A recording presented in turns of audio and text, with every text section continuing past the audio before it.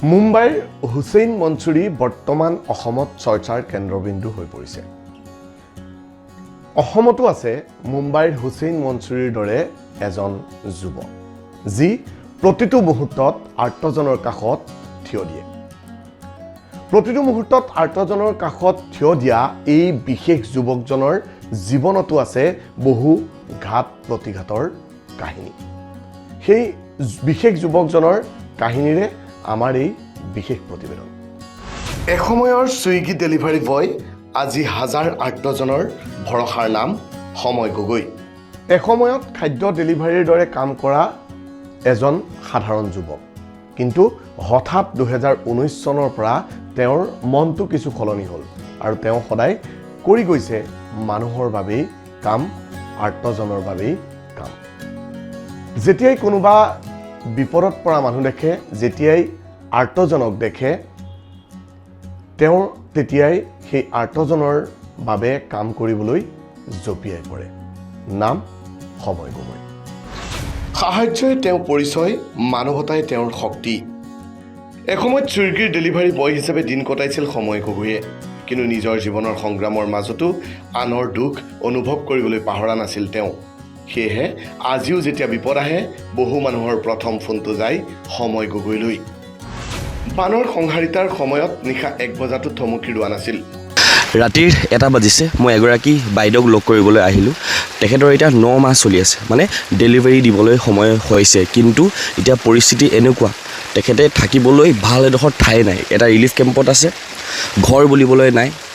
গৰ্ভৱতী মহিলাক উদ্ধাৰ কৰি জীয়াই ৰাখিলে আশা। এতিয়া কি কৰিব লাগিব, আমি এখন গাড়ীত এতিয়া মাত্ৰ অলপ দেৰি কাৰণে বহাইছোঁ। আমাৰ এম্বুলেঞ্চ আগত আছে, মানে আমি এতিয়া এম্বুলেঞ্চ মাতিলোঁ, কিন্তু ৰাস্তা যিমান যাম নহয় এম্বুলেঞ্চ। বানৰ মাজত আবদ্ধ হৈ যেতিয়া বহু পৰিয়ালক অসহায় কৰি পেলাইছিল, তেতিয়া নিজৰ জীৱনকো তুচ্ছ কৰি নিশাৰ আন্ধাৰত উদ্ধাৰ অভিযান চলাইছিল সময় গগৈয়ে। বানৰ মাজতে নিশা প্ৰায় 1 বজাত এগৰাকী গৰ্ভৱতী মহিলাক নিৰাপদ স্থানলৈ উলিয়াই অনাৰ দৃশ্যই বহু মানুহৰ হৃদয় স্পৰ্শ কৰিছিল। মিছন সোণৰ অসম কেৱল এটা নাম নহয়, এক বিশ্বাস। মিছন সোণৰ অসম এই নামটোৰ সৈতে জড়িত হৈ আছে বহু অসহায় মানুহৰ হাঁহি, বহু শিশুৰ আশা আৰু বহু পৰিয়ালৰ নতুন জীৱনৰ কাহিনী। সাহায্য, উদ্ধাৰ, খাদ্য বিতৰণ অথবা চিকিৎসাৰ ব্যৱস্থা য'তেই প্ৰয়োজন তাতেই উপস্থিত হয় সময় গগৈ। মনৰ কিমান ভাল হ'ব লাগিব সেইজন ল'ৰা, যিজন ল'ৰাই নিজৰ মৰমৰ কুকুৰ পোৱালিটোক বচাবলৈ যাওঁতে মৃত্যুক সাবুদিলে।